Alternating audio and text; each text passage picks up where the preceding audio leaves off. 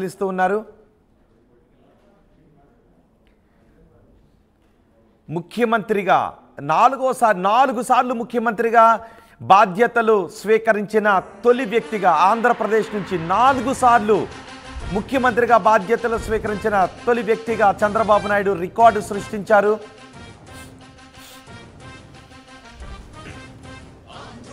అమరావతిలో ఇప్పుడు కలకలలాడుతోంది అంటూ టీడీపీ నేతలు ఆనందాన్ని వ్యక్తం చేస్తున్నారు. అమరావతి రైతులు ఆనందాన్ని వ్యక్తం చేస్తూ ఉన్నారు. కొంతమంది లబ్ధిదారులు విద్యార్థులు కూడా అక్కడికి చేరుకున్నారు.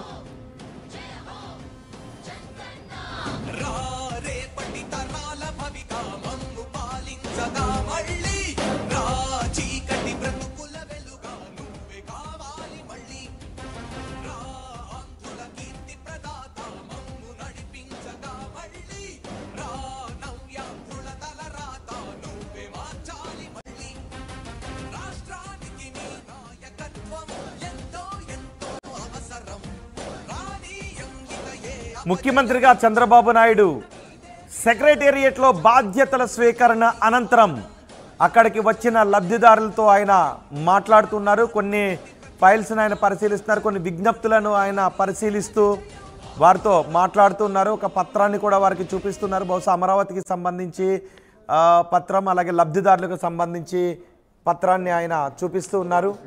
ఇంపార్టెంట్ ఫైల్స్ని సిద్ధం చేసి ఉంచాలి అని నిన్ననే అధికారులకు ఆదేశాలు జారీ చేశారు.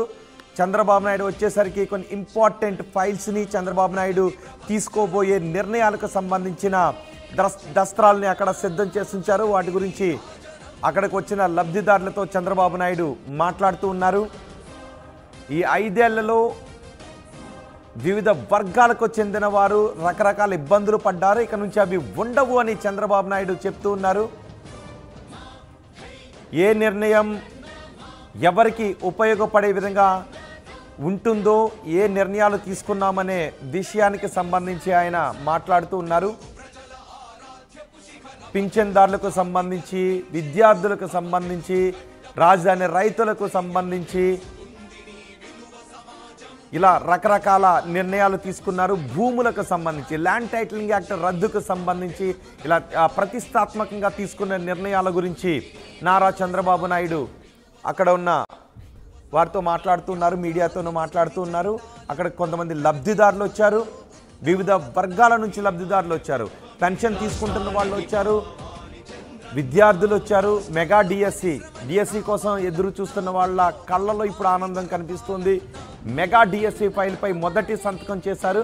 అక్కడికి వచ్చిన లబ్ధిదారులు చంద్రబాబు నాయుడుతో మాట్లాడుతూ ఉన్నారు. వారు ఏం చెప్తున్నారు, వారికి ఉన్న ఇబ్బందులు ఏంటి అనేది చాలా ఓపికగా చంద్రబాబు నాయుడు వింటూ ఉన్నారు. అక్కడ ఉన్న అధికారులు కూడా వారు చెబుతున్న దాన్ని నోట్ చేసుకుంటూ ఉన్నారు. అధికారులకు ఆదేశాలు జారీ చేశారు, వారు చెప్పే విషయాల్ని నోట్ చేసుకోవాలి అని. దాంతో అధికారులు నోట్ చేసుకుంటూ ఉన్నారు.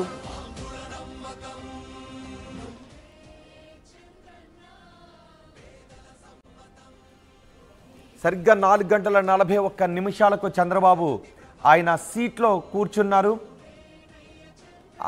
ఎవరెవరి సమస్యలు ఏ విధంగా ఉన్నాయి అంటూ సమస్యలు ఉన్నవారిని సెక్రటేరియట్కు ఆహ్వానించారు. వారి విజ్ఞప్తులు తీసుకోవటానికి వాళ్ళు తమ విజ్ఞప్తులు తీసుకొని సెక్రటేరియట్కు వచ్చారు. ఆ వర్గాల ప్రతినిధులు అక్కడికి రావడంతో వారి దగ్గర నుంచి విజ్ఞప్తులు కూడా తీసుకున్నట్టుగా తెలుస్తోంది. అలాగే లబ్ధిదారులు కూడా అక్కడికి వచ్చారు.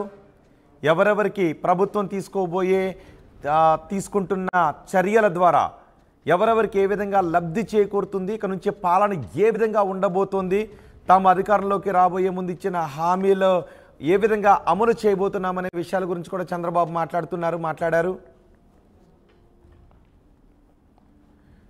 ఇప్పటికీ అమ్మ ఒడికి సంబంధించి చంద్రబాబు కొన్ని హామీలు ఇచ్చారు. చదువుకునే పిల్లలకు తమ ప్రభుత్వం ఏ విధంగా అండగా ఉండబోతోంది అనే వివరాలను, ఉద్యోగాల కోసం ఎదురు చూస్తున్న యువతకు తమ ప్రభుత్వం ఏ విధంగా అండగా ఉండబోతోంది అనే వివరాలను, రాజధాని కోసం త్యాగాలు చేస్తున్న రైతులకు తమ ప్రభుత్వం ఏ విధంగా ఉండబోతోంది అనే వివరాలను, అభివృద్ధి కర్ణంలో రాష్ట్ర అభివృద్ధి ఏ విధంగా ఉండబోతోంది, వృద్ధుల కోసం తమ ప్రభుత్వం ఏం చేయబోతుంది, వితంతువుల కోసం తమ ప్రభుత్వం ఏం చేయబోతుంది, స్కూల్కి వెళ్ళే విద్యార్థుల కోసం తమ ప్రభుత్వం ఏం చేయబోతుంది అనే వివరాల గురించి కూడా చంద్రబాబు చాలా క్లారిటీతో ఉన్నారని